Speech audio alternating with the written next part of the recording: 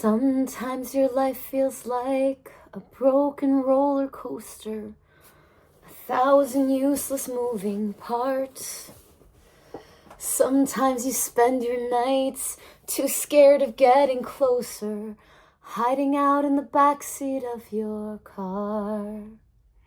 You tell yourself it's raining, the clouds are in your head. You tell yourself it's better to jump before you fall again, before you lose it all again. Look up, do you see the sunlight? Look up, there's flowers in your hair. Look up, 'cause somebody loves you. You know trouble's always gonna be there. Don't let it bring you to your knees. Look up. Mondays aren't always bright. Sometimes you lose the fight. Life can be beautiful if you let it be. Tomorrow keeps taunting you with all kinds of mystery. It's a blank page for your poetry if you let it be. So don't tell yourself it's raining. The clouds are in your head. You tell yourself it's better to jump before you fall again, before you lose it all again. Look up. Now, I could hum. I wanted to strum the guitar, but a string broke, and I need to get new strings. It was apropos that when I went to string my guitar and just play some old guitar tunes, to tune my guitar, that since I haven't played it in a few years, a string popped. And now it's stuck in the case of my guitar. But today is Joy Oladokun's birthday. And she is heaven on earth. True beauty in the form of a singer-songwriter, a folk musician with rich, layered, textured glory, not only to what she's offering as a musician, but her energy on the planet. And this is an old song of hers at this point, but it's one of the first ones I heard that really caught my attention and made me think, I'm gonna listen to everything she ever writes. And I love that. To me, she seems like the definition of traumagic. If you read her story, if you hear her lyrics of her songs, you feel it. And there are so many newer songs of hers that I could recommend, but that's not what this post is about today. Today's post is about traumagic and what it is to be a winsome warrior. Now, my friend Von Erich, who's redesigning my Hannah and Mel website, or whatever we decide to call it eventually, he said something about like copywriting or like doing something with the word traumagic. Now, I love that, but there's a good chance other people have come up with it. I made a hashtag or a tag on Substack a while ago, and I hope people take it and run with it, because there's nothing like taking a word that feels and making it into And as my beautiful, strange little purple fabric creature that I created years ago in a workshop with The Artful Life out of Salem/Wenham, Massachusetts, as this little owl reminds me when I look at it on my music stand, it's cool to be weird. I always thought I was such a freak growing up, but the older I got, the more I embraced the nerdy weirdness of who I am, the more I liked that I could be Wilbur the pig in the musical version of Charlotte's Web as an 11-year-old kid. How much I liked getting to act romantic, but then also act stern or dismissive. For me, the energy of performing has always been joyful. And even if I can't strum or sing through the entire song exactly as Joy does it, that's something I'd like to do like a beautiful cover of her original song. But I've been writing a lot of my own songs, and I've done a lot of more mature things as I've gotten older. So I recently changed my YouTube channel to be not made for kids, because so much of the content is about psychology and like trauma, and like a lot of that content of things that I follow comes out of my career as a therapist. Now, I'm not a therapist anymore. I actually feel like, at least in Massachusetts, we kind of have a glut of therapists in practice.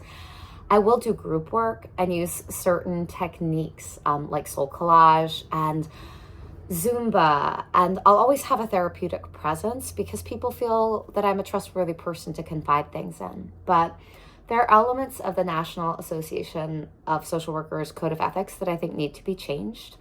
And there are ways in which being a clinical social worker doesn't really align with the work that I want to do going forward. I have a very firm social justice systems lens, and I have been a member of many different clubs and followed many different ethical codes over my lifetime.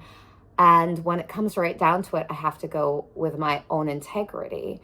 And when I look at a system of licensure that depends on a lot of money, and also taking a test that people of minority status and or just people who don't test well often can't pass and end up needing to pay more and more money to take while they could be doing good work, I just can't align with that from my perspective as a human who grew up in Hawaii and has just been really good friends with people who struggle with test taking and known that they are smarter and more competent than the average person at whatever they do. Now, what does that mean? Smarter and more competent? I don't even know what I mean by that at this point, because I think everyone has a genius for something. And I love the idea that I have always been a spiritual warrior. I got trained in that by growing up in Christian evangelicalism. But Christian evangelicalism sometimes does a lot of harm, as a lot of people are aware. And there is a difference between having a sense of there is good news in the world, that is optimism, hopefulness, and being so evangelical that you think everyone in the world should be believing and doing what you do. Now, I'm someone who can present with a lot of confidence and with strong opinions. And in the space of moving forward as a career move until my licensure, my clinical licensure as a social worker ends at the end of 2026 on my birthday, I am not going to be doing anything more than maybe teaching in the social work field per se. And I am grateful to have access to things like Zoom to occasionally do some soul collage. But licensure and ethics are both important and a little bit peripheral to my Substack channel, because I started it from this place of wanting to be embodied and fully express my creative energy in a way that felt resonant. And the more I babble about ethics and licenses, the more I remember that what I really wanted to talk about was poetry. Now, Joy Oladokun, I'm going to sing the very end now because singing brings me back into myself. Sometimes your life feels like a broken roller coaster, 1,000 useless moving parts. Look up, do you see the sunlight? Look up, put flowers in your hair. Look up, 'cause somebody loves you. You know trouble's always gonna be there. Don't let it bring you to your knees. Look up. Now, I do have fake flowers around here that I could put in my hair. And just on Saturday, I got to spend time at a Boston Cyclist Union event where I met a young woman named Talia and her friend Prince. I'm going to put their Instagram handles in my notes here. The two of them were like living poetry, and there were many other people around them. Elders and youngers, people who care about movement and the community. People who want food to be safe and healthy and good. There was, I don't even want to get into the details of who all was there, because I was floored by the energy of love, peace, and kindness that was all over the place. Now, I'm going to be in touch and send this post to a number of the people who were there, because I collected email addresses, but I know all of them are at different levels of busyness and I don't want to overwhelm any of them with too many people inquiring of them about different things. No. What matters is that I DM'd with these two young people who caught my heart, my teacher's heart, with their love, their enthusiasm, and an event for roller skating that's coming up in Boston on the 30th. So I'm going to put info about that event at the bottom of this post, because I try to keep my Substack timely, but also the event is part of, I believe, a club out of Northeastern. So when I messaged Talia, she asked me to make sure I included that information. So all of the things that specifically people asked me to put in my Substack will be there. And I do hope to meet up with Prince and Talia to do a conversation about what it means to be part of their generation. Because I don't have a problem or have any fear about the young generation coming up. When I listen to a musician like Joy Oladokun, who to me is like the next Tracy Chapman, I mean, she's just the Joy Oladokun. But when I look at Talia and Prince, they are whatever they want to be, probably 20 things before their lifespan ends. And I have immense hope for the future. I always have and I always will, partly because I'm a teacher.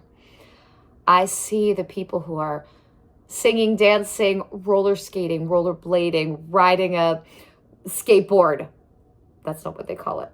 Boarding? I don't know. Like the amazing Lupe Fiasco. Like the people who are moving and shaking like they love, like they care, like they mean it. Like Jose and Michelle, the owners of my gym, and their incredible family and chosen family around them. The people who dare to start new things, to create beautiful events, to move their bodies, to be out in the sun. These are my people, and I found them in new spaces, closer to the heart of Boston, and I'm grateful.